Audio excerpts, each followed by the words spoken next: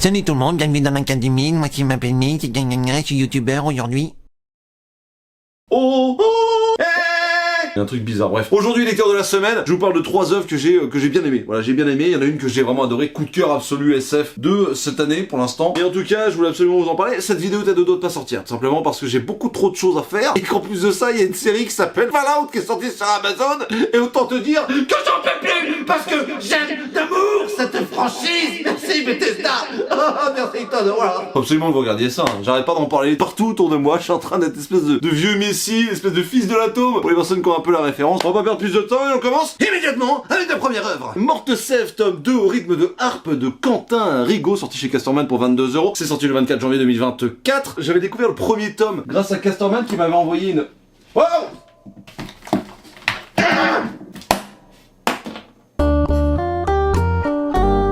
J'avais tellement aimé le tome 1 que du coup, Quentin Rigaud lui-même m'avait expédié le tome 2 avec, j'avais fait une reel avec pas mal de petits goodies et tout, donc je lui en remercie, il m'avait même fait une dédicace, la voici. Donc j'ai lu le tome 2, j'avais bien aimé le tome 1, mais le dessin était vraiment particulier. Moi j'avais bien aimé, mais c'était pas ma tasse de thé à la base. Et ben dans le tome 2, c'est de la même veine, c'est de la même trempe, c'est un univers qui est bien à lui. Les personnages, ils étaient un peu chelous. C'est pas des problèmes de proportion, si tu veux, mais c'était un choix artistique en fait, tout simplement. Mais j'aimais beaucoup les bâtiments, j'aimais beaucoup la nature qu'il décrivait dans ses œuvres, donc voilà.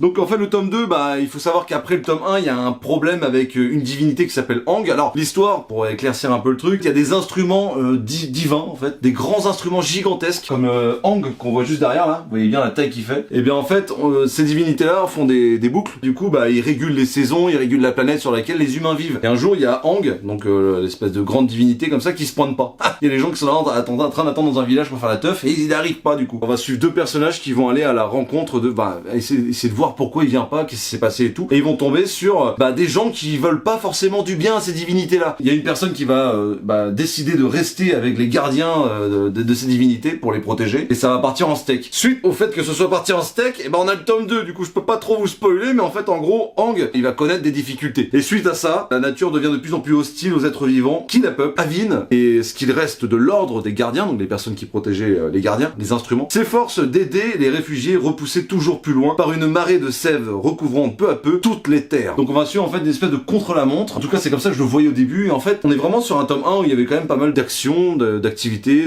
ça bougeait pas mal. Dans ce tome 2 là quand même, faut bien avouer que c'est quand même vachement plus tranche de vie. Quentin Rigaud m'avait tout simplement dit écoute, ça va peut-être te paraître bizarre le tome 2, tu me dis ce que t'en penses. C'est ce que je fais. Effectivement c'est moins ma tasse de thé, on a beaucoup plus de moments où on va approfondir les personnages, donc pour ça c'est vachement cool, mais ils vont rester à boire du thé autour d'une table et puis discuter en expliquant que par rapport au groupe qui s'est éclaté, chacun est parti dans une espèce de communauté avec des gens différents. Donc en fait ça fait beaucoup de protagonistes différents à rencontrer et du coup forcément tu poses un petit peu les bases de ce qui va devenir ton univers plus tard, où tu vas pouvoir développer chacun des personnages. Et la fin par contre elle déboîte quoi. Enfin tu sens qu'il y a de l'action, c'est bien amené, c'est rythmé, un travail qui est un peu plus profond sur les protagonistes qu'on connaît, parce que c'est vrai que ils étaient assez mystérieux ces personnages là. On savait pas trop qu'est-ce qu'ils voulaient faire, je les trouvais un petit peu antipathiques l'un envers l'autre, et en fait on se rend compte que c'est beaucoup plus complexe que ça, parce que ça reste des êtres humains.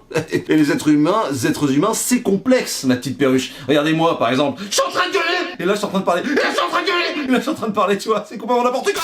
Les gens sont un peu spéciaux parfois. Et en fait tu te rends compte que voilà, c'est pareil dans ce bouquin là. Il y a des moments où il faut se poser pour comprendre un peu la complexité et la psyché de chacun des personnages. Après je vous avoue qu'il y a, pour moi, clairement, toute cette partie de Slice of Life, c'est un petit ventre mou à mon sens. Je vais pas critiquer ça en sens où c'était mauvais, mais c'est vrai que des fois tu dis mais attends, mais où c'est qu'ils veulent aller? Heureusement, sous-jacent, il y a une histoire avec la sève justement, avec cette substance qui permet peut-être de guérir. Il y a certaines propriétés qui fait que c'est assez intéressant et que c'est peut-être pour ça que des personnes attaquent des divinités. Du coup tu sais pas où ça va aller, ça part un petit peu en steak, et la fin, mon gars, le cliffhanger de fin, je peux même pas vous expliquer parce qu'il y a pas un mot, c'est une image avec quelque chose qui t'explique que là, dans le tome 3 ça va encore plus envoyer du steak, et je pense que le tome 3 sera dirigé plus action, dans le sens où en fait t'as plus le choix maintenant, t'as bien posé ton décor, maintenant tu connais en profondeur les personnages, maintenant faut y aller. aider quoi. Tu vois, pour que les choses changent, parfois il faut passer un petit peu à l'action. Le dessin est toujours aussi magnifique, rien qu'au début on a une carte avec des personnages, un petit résumé qui est hyper bien fait, et puis après bah tu rentres dans le vif du sujet. Au tout début ça part un peu en steak, hein, vous voyez, il y a une espèce de coulée comme ça de sève qui va s'étaler sur les terres, les gens vont essayer de fuir,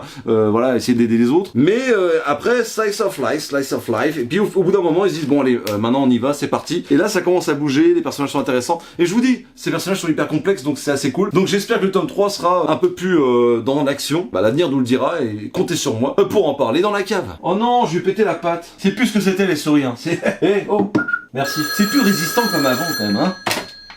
Ouais, Roger, ça va? Nickel, merci. Une blague? Vas-y. Qu'est-ce qui est rouge et qui attend? Bah non, je sais pas. Rouge attend. Ok. Merci, Roger. Et j'enchaîne immédiatement avec American Parano, Black House 1 sur 2, de Boris et Varela. Alors 1 sur 2, on est pile poil à la moitié de l'histoire là. Vraiment, on est à la moitié pile poil de l'histoire et vraiment, j'en peux plus, j'ai hâte que la suite sorte parce que, oui, clairement, je vous le dis d'entrée de jeu, j'ai adoré. Sorti chez Dupuis, ça coûte 16,50€, ça fait 64 pages, quelque chose comme ça. C'est sorti le 22 mars 2024. Quel plaisir, vous allez voir pourquoi, quel plaisir en fait. Vous commencez à me connaître un petit peu maintenant, donc voilà. San Francisco, 1967. Et voilà, forcément, ça allait plaire à la grande perruche royale, Mills. Et je suis en train de parler de moi à la troisième personne. Faut vraiment que je me calme. La jeune Kim Tyler, tout juste promue inspectrice, se voit confier sa première affaire, le meurtre d'une étudiante retrouvée près du Golden Gate, un signe satanique gravé au couteau sur le corps. Deuxième raison pour laquelle j'adore ça, hein, les messes noires.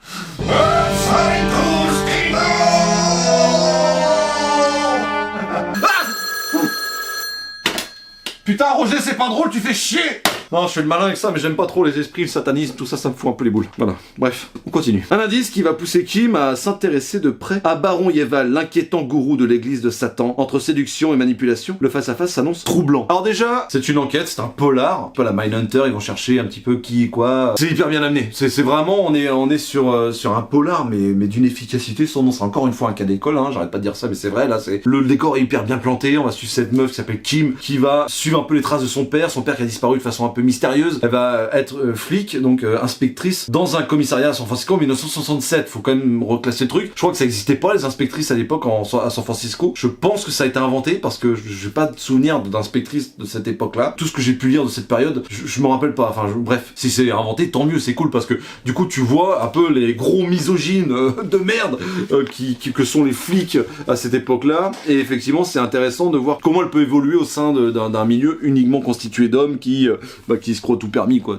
Voilà. Elle va être suivie par un gars, un mec un peu vieillissant, avec un peu à l'ancienne, qui s'appelle Ford, qui lui est vraiment l'inspecteur de film. Le mec basique qui bouffe des donuts, et qui est là genre, ok, on va voir ça plus tard, tu vois, faut que j'en parle à ma femme. Et je trouve que le duo marche très bien, parce qu'elle est dynamique, elle est jeune, elle vient d'arriver, elle a des complexes sur elle-même, elle est toute pimpante, elle est mimi, mais en même temps elle a un caractère de ouf, parce que elle a pas le choix de toute manière, sinon elle se fait complètement bouffer, elle va rondement mener son enquête. Je peux pas en dire beaucoup plus, parce que c'est assez court, hein, mine de rien, c'est 1 sur 2, bon même en 2 tomes, je trouve que l'histoire va être assez courte, mais c'est pas grave parce que c'est hyper bien amené, c'est d'une efficacité sans nom. C'est assez prodigieux là-dessus. L'histoire des crimes un peu sataniques qui vont l'amener à rencontrer ce baron là, qui est intrigant pour elle, qui est à la fois une espèce d'attirance comme ça, un petit peu. Elle est aimantée, elle sait pas pourquoi, elle est aimantée par ce milieu-là, par cette personne-là, et en même temps elle est totalement antipathique avec ce qu'il fait, avec ce qu'il est, quoi, avec ce qu'il représente. C'est un gars qui est vraiment là pour semer le trouble dans sa tête. D'ailleurs, à la fin, je vous dis rien, mais c'est une fin de fou, en fait. T'as qu'une envie, tu fais, non mais c'est pas vrai! Putain, quand tu lis ça, dès que ça sort, en fait, tu dis,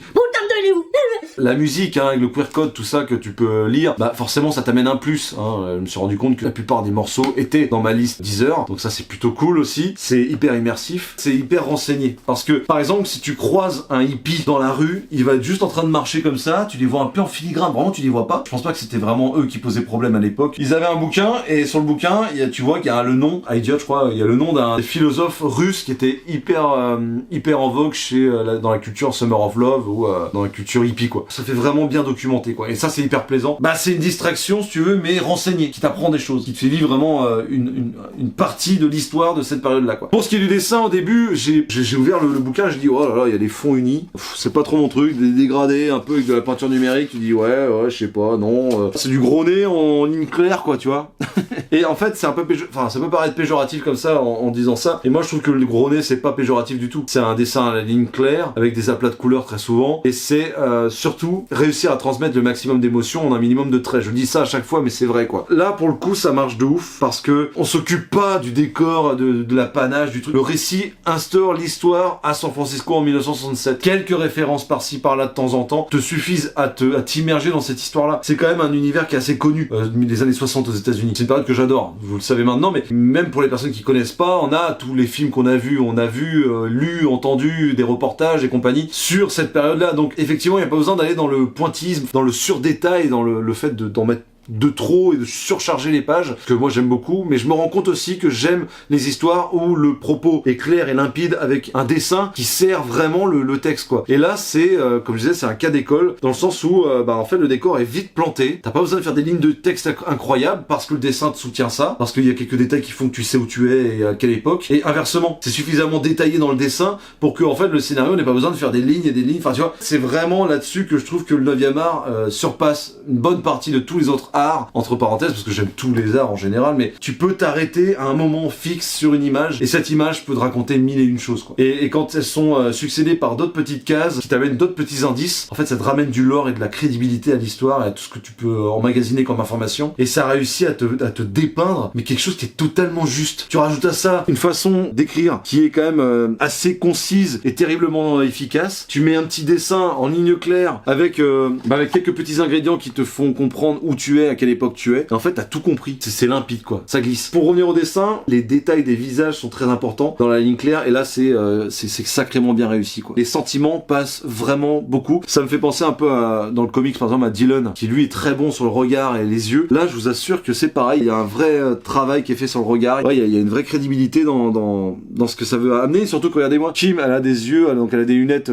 triple cul de bouteille. Et du coup, elle a des grands yeux comme ça. Et du coup, en fait, tu vois énormément ses émotions. Ouais, c'est chapeau à ce duo incroyable. Chapeau à Boris pour sa plume, pour le contexte, pour l'histoire qu'il va raconter. Bravo à Varela pour ton dessin qui moi qui aime les détails, en fait, dans le décor, tu m'as fait comprendre que le décor pouvait passer en arrière-plan, en fait, au final, en plan de décor, et en fait te concentrer sur un orgue, un regard, un objet. Regardez-moi cet orgue là, comme il est magnifique. J'ai vraiment cette image, je la trouve magnifique. Je trouve que c'est hyper bien dessiné. Petit regret peut-être, la couleur, elle est bien choisie, c'est bien amené si tu veux, mais ça reste toujours un petit peu dans les mêmes tons. Ça a été choisi, hein. Bon là je dis ça évidemment, il y a un autre travail qui a été fait sur les ombres, mais voilà, on reste toujours un petit peu sur ces couleurs là. Regardez-moi ce bâtiment comme il est magnifique, quoi. Enfin vraiment, voilà, on arrive à, là, tu vois, les objets sont beaux, quoi. L'orgue est beau, la maison est belle, mais par contre c'est vrai que les paysages, la mer, la terre, enfin tu vois, tout ce qui est un peu montagne et tout, bon voilà, je pense pas que ce soit son fort, et en même temps je pense pas non plus que ce soit le propos de la BD. Vous aurez compris, j'ai adoré, j'ai vraiment hâte d'avoir la suite, j'ai vraiment hâte de lire ce deuxième tome, savoir qu'est-ce qu'il en est, parce que la fin, elle est vraiment efficace, quoi.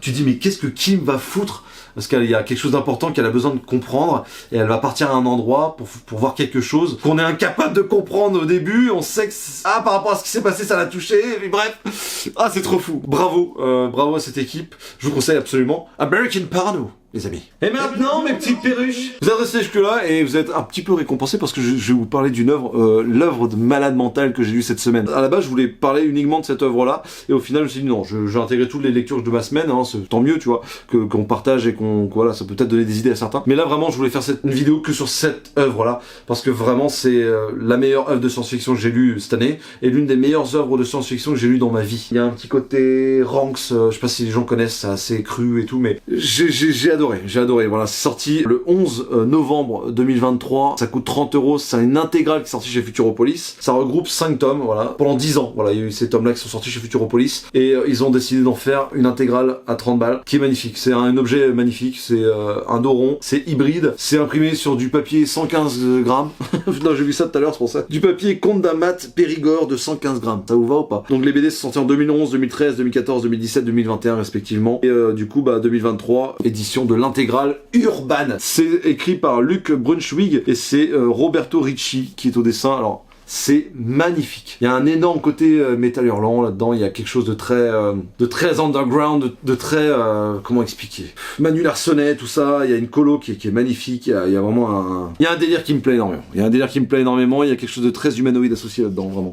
Je sais pas si c'est un gage de qualité, en tout cas pour moi c'est un compliment. C'est très beau, très beau. De quoi ça parle? Tout simplement, on va y aller franchement. On va suivre ce mec là qui est sur la cover, qui s'appelle Buzz, enfin, tout le monde l'appelle Buzz. C'est un fils de paysan Il a une sœur et 2 parents, et à un moment il décide de se barrer à la grande ville. On est en 2050 et quelques, 2060 et quelques, on est dans un futur proche, un monde où la robotique a pris vraiment le pas sur la vie humaine, clairement. On a des méga-cités, il y a beaucoup d'humains encore une fois, mais on est dans une méga-cité, vous voyez, un petit côté Blade Runner là-dedans, là, où il pleut, il fait pas beau, tu sens que tout est pollué, c'est dégueulasse, et il trône dans cette énorme ville là. Mon plaisir, voilà, c'est un énorme parc d'attractions pour les adultes. Bon, il y a du sexe, des jeux d'argent, des jeux dangereux, tu peux tout faire en fait, tu peux tout et rien faire, c'est un énorme Las Vegas, mais enfermé, voilà. C'est plus de 400 000 hectares, je crois que c'est ça. Sur 300 000 hectares, un choix sans limite et 2 niveaux d'accès, le dernier endroit où ça rigole dans la galaxie. Donc on va suivre Buzz qui va vouloir aller dans Mon Plaisir, cette espèce d'énorme parc d'attractions pour adultes complètement déjanté. Mon Plaisir qui est représenté par Alice et le lapin blanc. Alors Alice est une intelligence artificielle et le lapin blanc, je vous en dis pas plus, mais vous le verrez par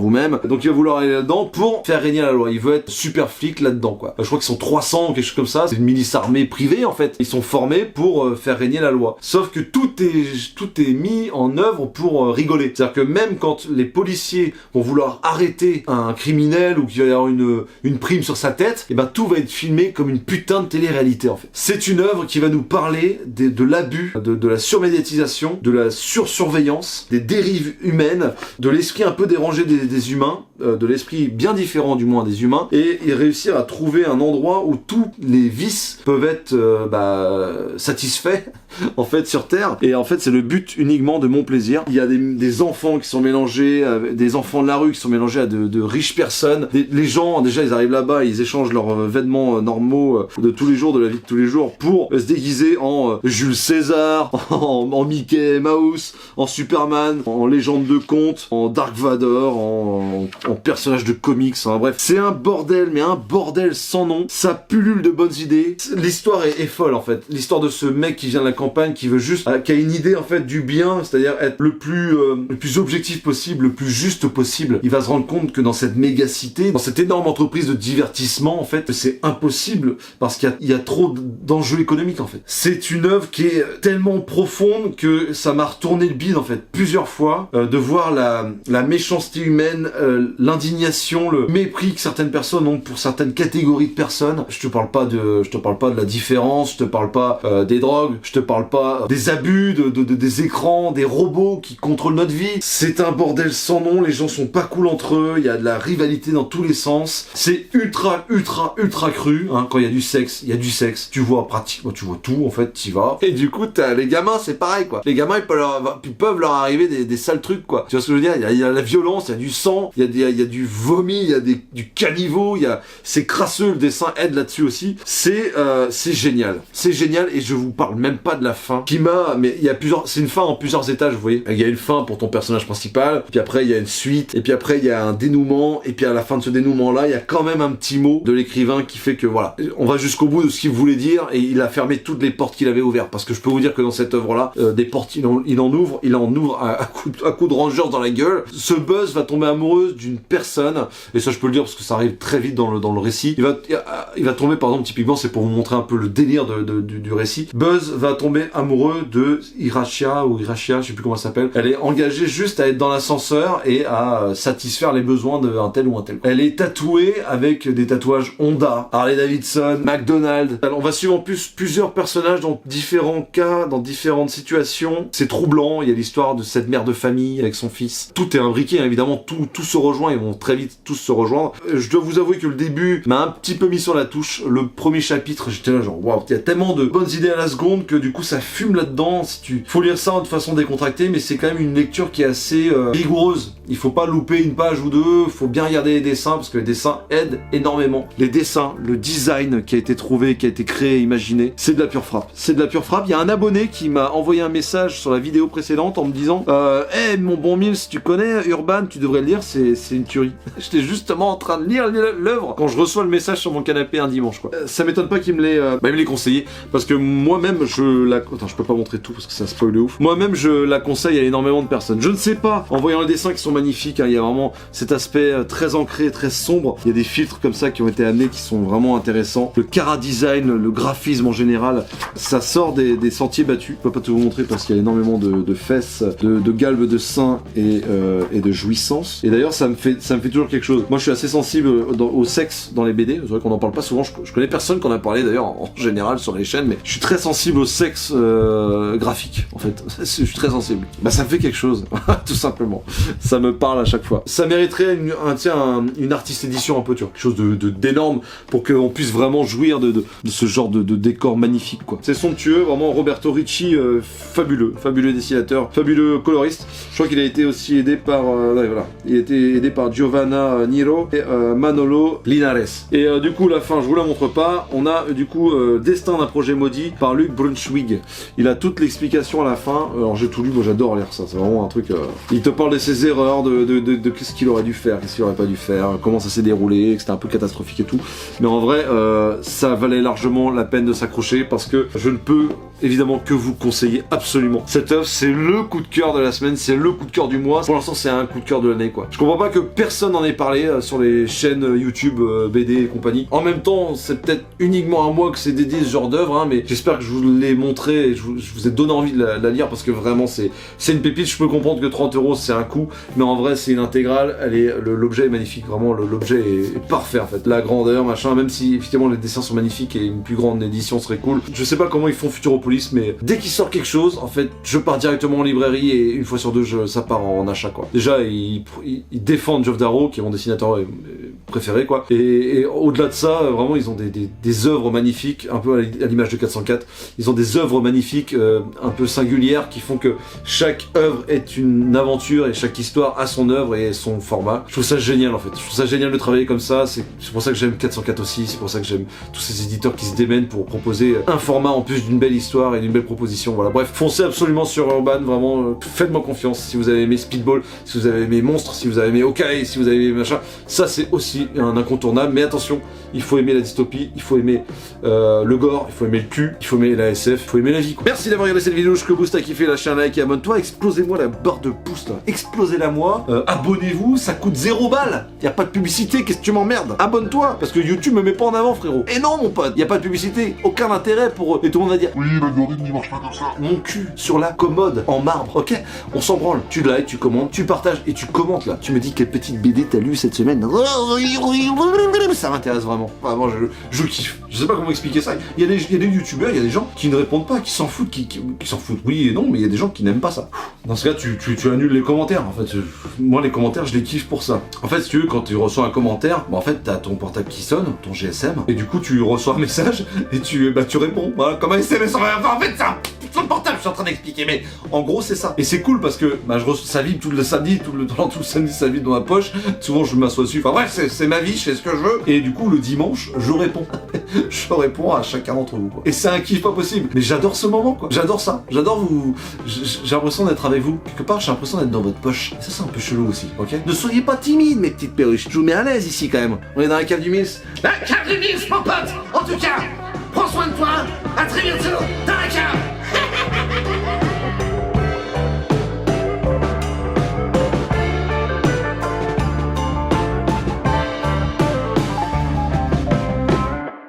La folie te guette, Mills.